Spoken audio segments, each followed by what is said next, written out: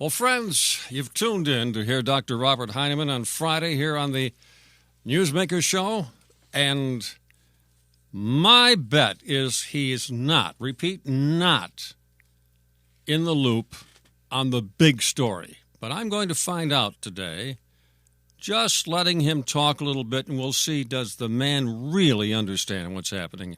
Stay tuned. Next on News Talk, AM 1480 WLEA, The Newsmaker Show with Kevin Doran. Establishment Republican Dr. Robert Heineman is my guest on the Newsmaker Show. He's a professor at Alpha University. He publishes, he lectures.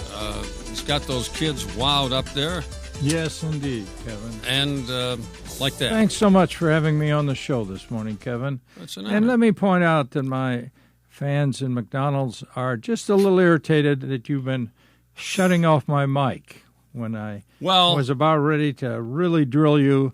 They know very well that you're getting away by just pushing that button and shutting my mic off. Like that right there, like I just did? Like I just did? Yes, okay. Very much well, like listen, that, Kevin, friends of Heineman and McDonald's, two things. Has he ever bought? Number two, I turned him down because the man thinks he's in a classroom and he's going to lecture, and nobody can get it. And that's apparently someone out there would like to hear what I have to say. Lecturing? And I think they're independent people. They prefer to buy their own coffee.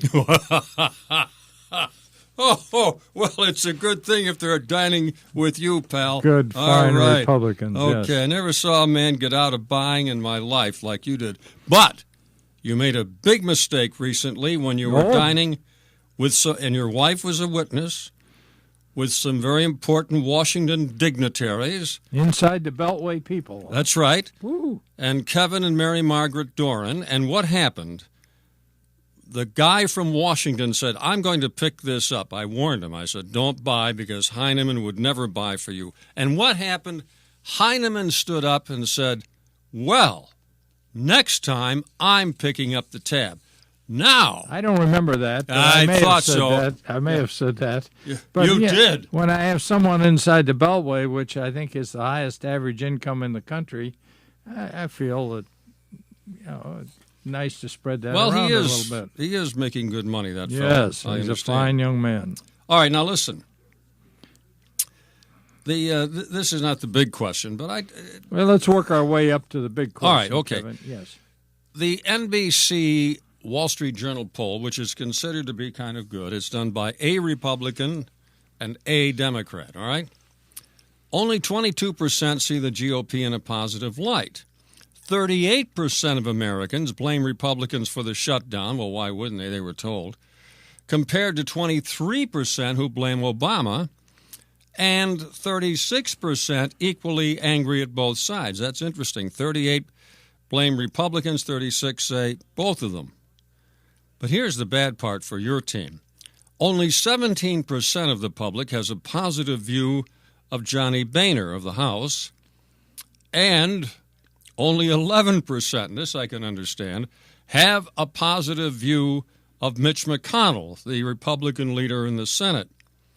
Now, the final bit, 42% of the public, lowest ever, approves of Obama's performance. That's the lowest ever recorded by NBC and the Wall Street Journal. Oh, you mean for Obama? It's yeah, not for, yeah.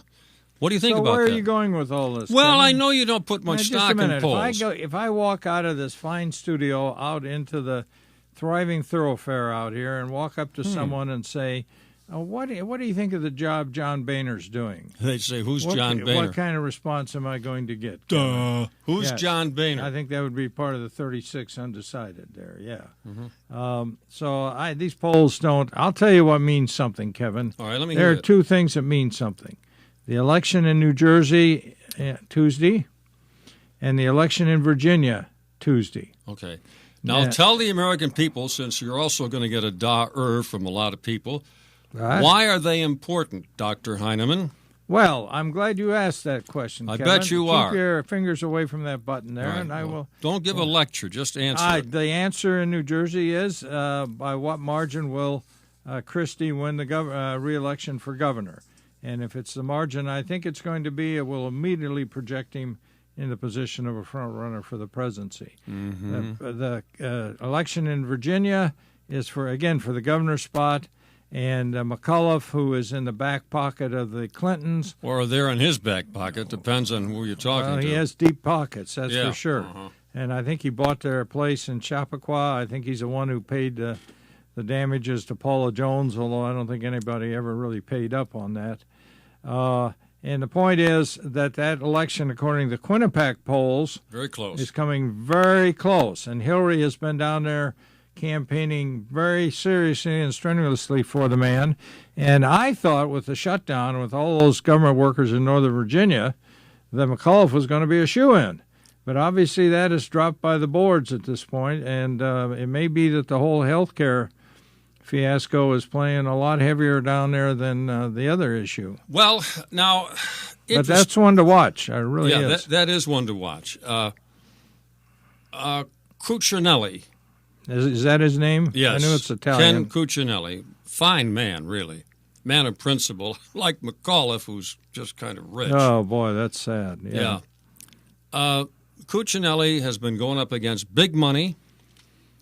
Your buddy from New York City, Shorty Bloomberg, is pouring a lot of money in there for... Notice that little personalized shot there. Yeah. Shorty Bloomberg. Well, he is very short. Hey, you know who else is very short? Oh, here we go. Now, wait a minute. I was amazed at this.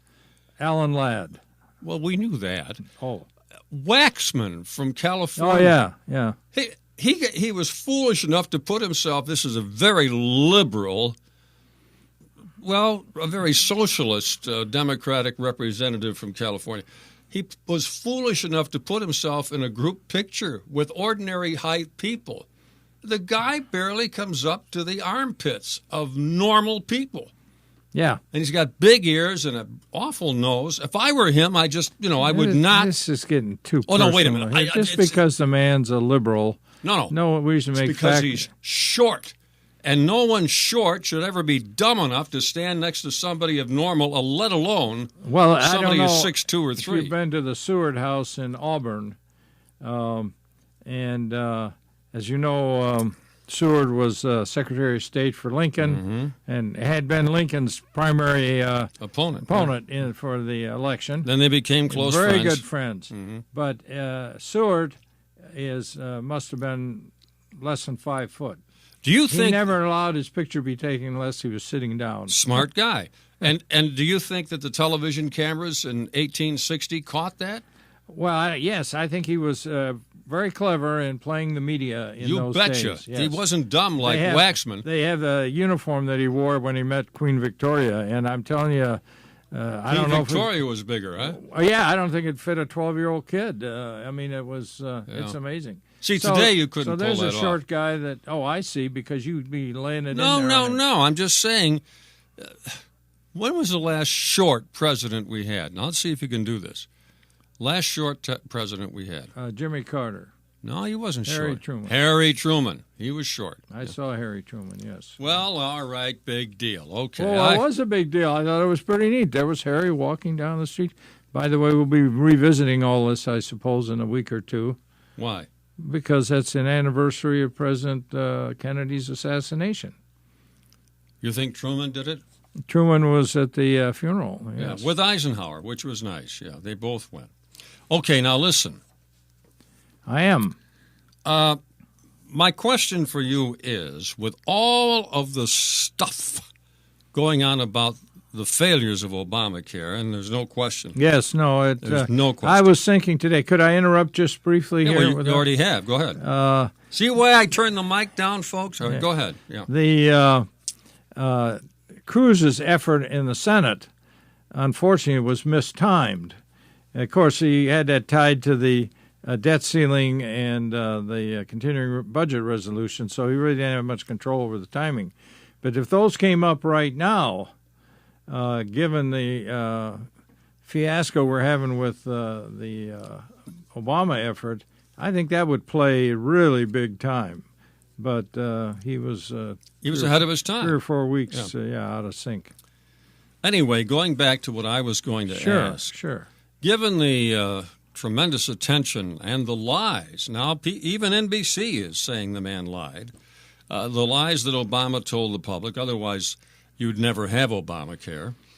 Given all of that, will the GOP ever get to the bottom of Benghazi, the IRS abuses, the ones that scare me more than that, the FBI abuses, and all the other Obama scandals? Will that ever happen in your mind? Well, I don't know. In your mind, do you think it will happen? You seem to be jumping from one subject to the other. No. You're talking about health care fiascos, and now you want to talk about these other. Yeah, but will that overshadow Benghazi? Yes.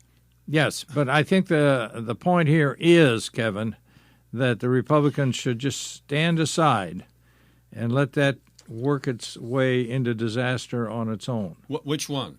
Benghazi? The whole health care effort. Oh, yeah, they don't have to do anything. No, they should just stand back, and this idea that you're going out there and say, I told you so, or anything of that sort, just let it completely collapse of its own. And that's the sort of thing, as we've said time and time again, that people are concerned about when you start denying them their health care, changing what their health care. I mean, every person in the country is going to be affected by that. And I'm not certain too many of them are going to be affected positively. So that's something to stay away from.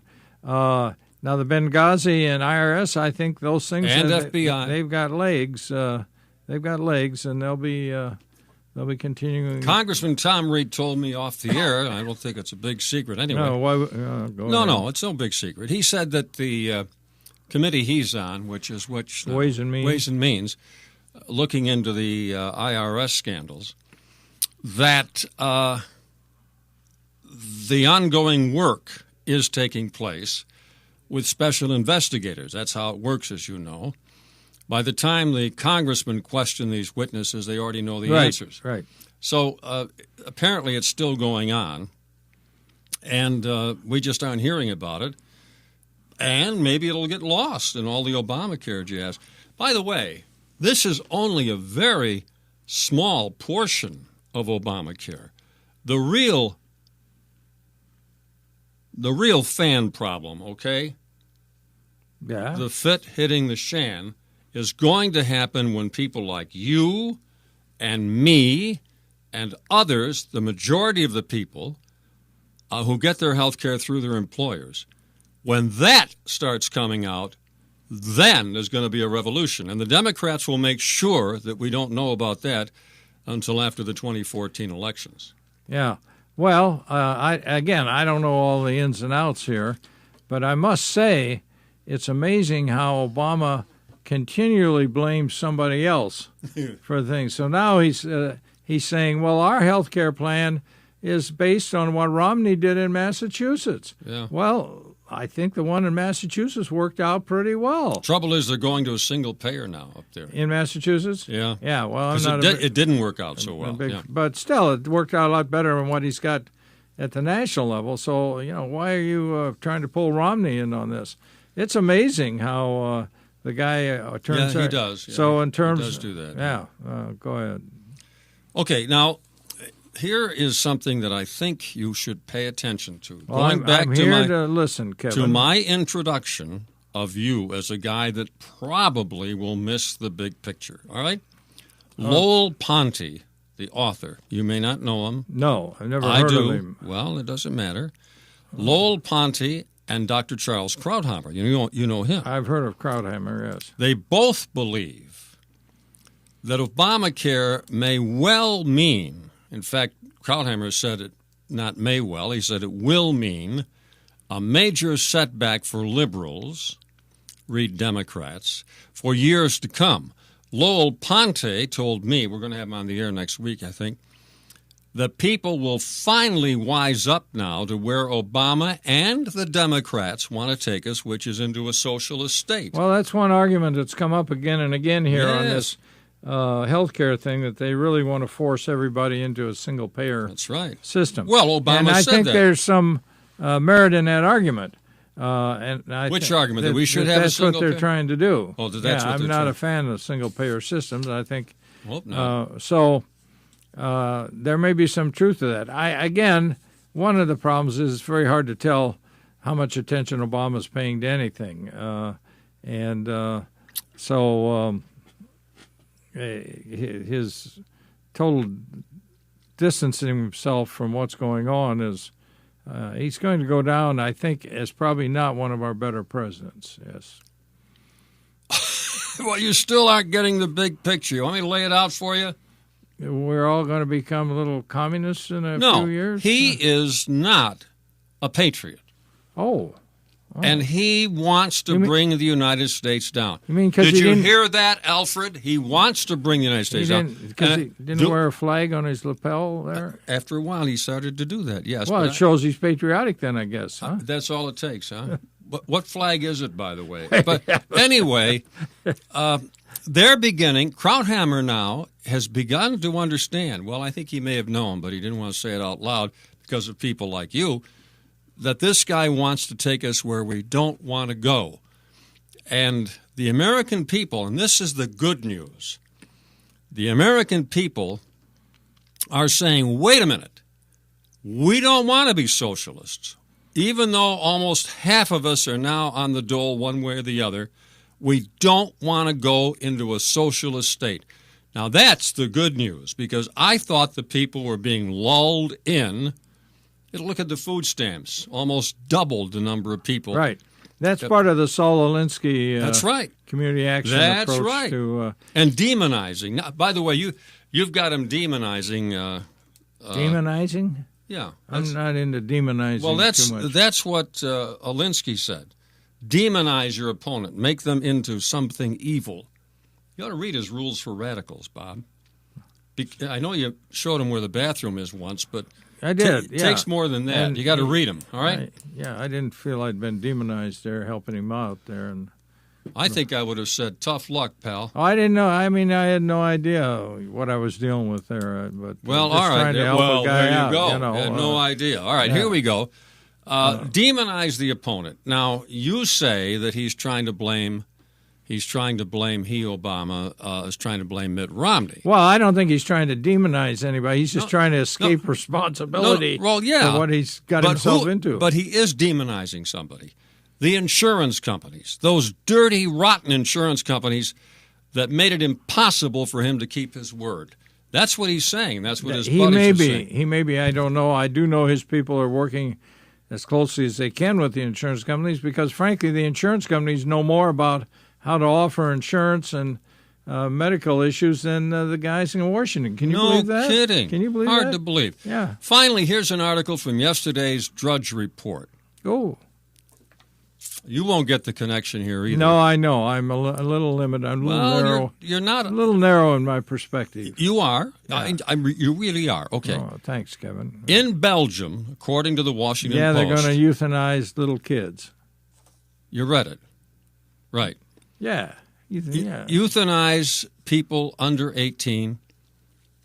Something the country has never done, but they've been killing other people. The same bill would offer the right to die to a right to die. I love that, as if you got a right. Yeah. The right to die to adults with early dementia. Now, could that ever happen in the United States? No, says Bob. Yes, it will. No. Yes, it will. With the death panels, it will have to happen. I don't know about little kids. No, it'll take a while for little kids. I think little kids are safe. Yeah. For a while. Well, stop trying to spread this fear. The little kids got enough to worry about being bullied in school. Just leave them alone, will you? Yeah. Little kids are okay in America. For now. We're okay. Once you say... You little tykes out there, just relax now. I'm going to turn your mic off. Once you say that some people have the right to get themselves killed... You cannot limit it. You cannot limit it. And the government will want to do it. I have not said a person has a right to get themselves killed. I didn't say you said. No, why you said when you say that? When you, the generic you, meaning the government. Oh. Boy, how long have you been teaching? Too long, I think. All right. Yeah. Listen, our time is gone. Well, I thought I'd get at least one or two lessons in here. Could I take you out to lunch? No, I don't want to. Oh, yeah. Well, lunch or maybe dinner. Well, do we go Dutch treat or do I have to buy? Well, I think I put in a lot of time here. Yeah, there you go. There you go. Are you listening at McDonald's? I'll tell you what, you folks that listen to him and are his friends at McDonald's, Next time he's sitting there having coffee and a donut with you, whatever he does at McDonald's. Great place, by the way, one of my favorite sponsors. Next time he's there, just say, hey, Bob, how about you pick up this time? And he'll pick up all right and go right out that door. I guarantee. Well, my schedule's pretty tight. All right, I'd Jack like to sit Benny. and chat with the fellas, but there you go. I got to keep moving along. Yes. Well, there you go, Kevin. Destroying what little I have left of the listening audience. Well, no, I just think they ought to know what you're really like. All right, that's it for now. I appreciate the invitation to dinner, though. We'll follow up on that. I had a hunch you might go for that.